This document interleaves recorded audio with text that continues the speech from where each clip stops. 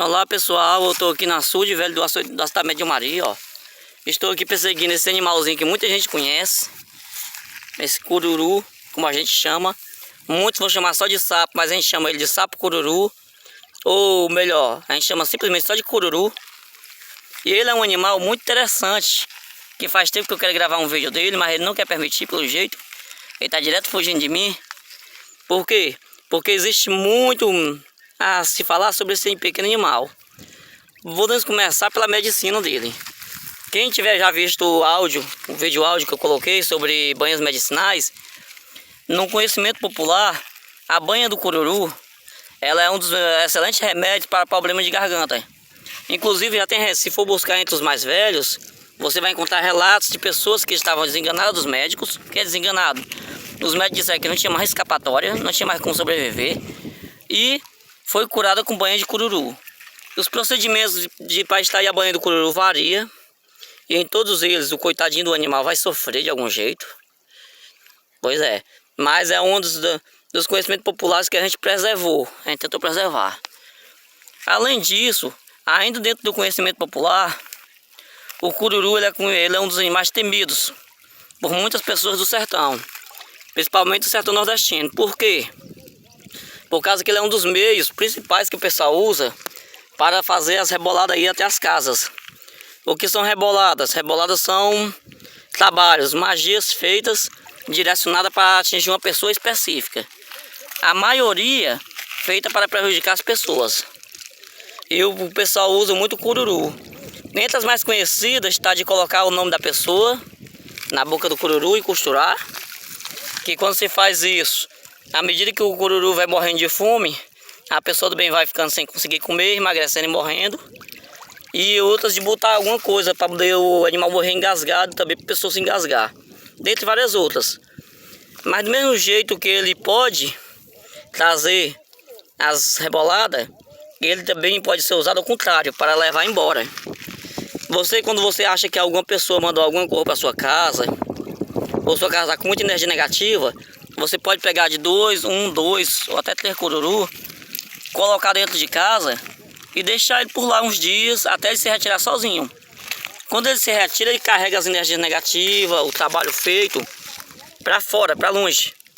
E aonde ele for, a água ou brejo, lá mesmo ele descarrega. É outra forma que tem de ser beneficiado pelo cururu, em vez de sofrer, fazer ele sofrer. Muita gente, para acabar com os sortilégios, joga sal em cima dos coitados. Só que isso é ruim pro bichinho. Por quê? Por causa que eles respiram pela pele. Como todo sapo, ele respira pela pele. Por isso que eles procuram canto molhado, para manter a pele úmida. Eles canto quentinho, confortável.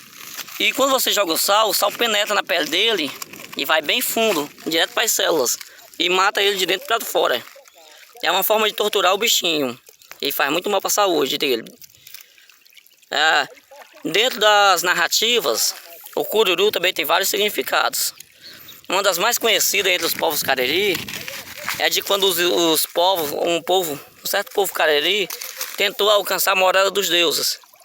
Tentou por cima de uma árvore gigante, uma árvore de madeira, tentou subir nela, e os deuses mandaram formigas para derrubar as árvores, os deuses Cariri.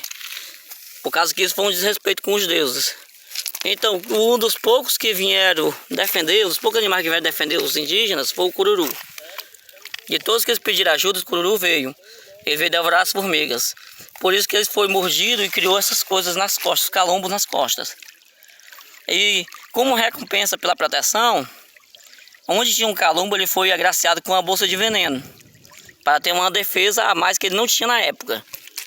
Aí, a partir de então, os sapos ganharam os venenos, porque como o pessoal sabe, esses calombozinhos que ele tem nas costas, eles são bolsas de veneno, que é uma das poucas defesas dele. Mas esse veneno, apesar de fazer medo das pessoas, ele é inofensivo contra o ser humano. Por quê? Ele só estoura se for pressionado. Então, quando algum animal aperta o cururu, ele estoura, que pode deixar o animal atordoado, e o animal foge. Mas o ser humano não vai morder, não vai apertar um cururu. A outra defesa dele é a urina. A urina dele, do cururu, ela é bem ácida. E quando acerta os olhos, ela cega. A cegueira pode ser temporária, pode ser permanente, dependendo de como se trate. Se lavar de imediato, ela não vai ter problema nenhum. Mas também para atingir um ser humano, o ser humano teria que estar muito próximo para poder ser acertado nos olhos pela urina do cururu. Então ele não é muito perigoso. Continuando com as narrativas, existe no catolicismo popular a narrativa da festa do céu, onde o cururu onde tinha uma festa só para pássaros e o cururu foi de intruso. Aí quando ele participou da festa, ele foi de intruso escondido na viola de um dos pássaros. E na volta, ele caiu lá de cima, foi jogado. O pássaro percebeu que ele estava pegando carona e só por ruindade soltou ele. Quando ele caiu, se espatifou-se. Quando ele se espatifou-se, aí ele estava para morrer. Aí a Nossa Senhora chegou e restaurou ele. Tem no catolicismo popular. Por isso que ele tem essas marcas nas costas, que é onde ele foi remendado. Aí não se sabe se essa narrativa foi criada já com teor católico ou se foi adaptação de alguma narrativa já de algum povo indígena para a característica católica, com elementos católicos no meio. E na busca também do homem pelo fogo, que antigamente dizem que o homem não tinha acesso ao fogo. Cada povo indígena tem sua forma que o homem conquistou o fogo. Em uma dessas narrativas dizem que quem tinha o fogo era o gavião rei, ou era o urubu rei. E vários animais que tentaram pegar, todos apagavam as brasas. Mas o cururu, por ele não ter saliva, ele conseguiu carregar algumas brasas na boca e levou até o ser humano. E a partir de então o ser humano dominou o fogo. Então a gente vê que o cururu ele tem uma participação gigante nas narrativas humanas, narrativas indígenas. E devido a essa narrativa dele ter protegido o ser humano da ira dos deuses e das formigas, dentro dos povos Cariri, o cururu ele se torna um dos animais sagrados, um dos totens dos povos Cariri. Por isso que a gente não maltrata eles, a gente protege. E quando a gente vê um cururu, a gente vê ele como um bom presságio. Outra narrativa que é desconhecida até hoje, mas que deve existir, é entre os povos encaminhabas, que são as Amazonas. As Amazonas brasileiras. Foi quem deu origem ao Rio Amazonas, o nome do Rio Amazonas e o estado. Porque é um povo guerreiro só de mulheres. Aí quando os colonizadores se depararam com ela, associaram ela às Amazonas gregas. Dizem que elas conseguem fazer amuletos a partir do barro de um lago sagrado chamado Iaci-Uaruã, que é um lago, quer dizer, espelho da lua. Elas mergulham nesse lago, tiram o barro e do barro ela faz os amuletos de proteção chamados Muiraquitã. E a maioria deles tem forma de sapos. Então significa que para elas o sapo tem um significado místico. Ele é um animal sagrado delas de alguma forma. Porém as narrativas não trazem claramente o porquê. Esses são o pouco que a gente sabe desse pequeno animal. Outra coisa que a gente sabe sobre ele também é da convivência com o semiárido.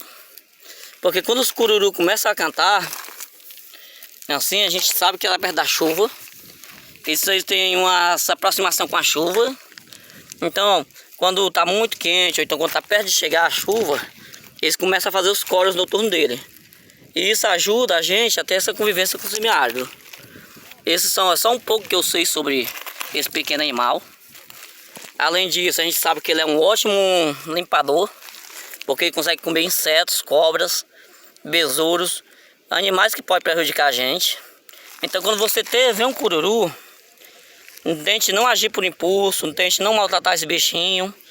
Ele traz mais benefício do que malefício. Apesar da fobia exagerada que se tem com eles, ele é um animal, apesar de bonito, eu considero ele bonito, muito aliado da gente, muito aliado do ser humano. Tem mais a beneficiar do que maltratar, do que prejudicar a gente.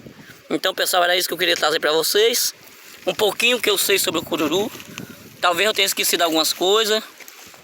É provável que eu tenha muito mais a aprender. Então pessoal, até breve. Com mais informações, com mais conhecimento. O que mais a gente puder fornecer a vocês.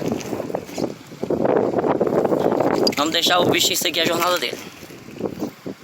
Esse pequeno cururu.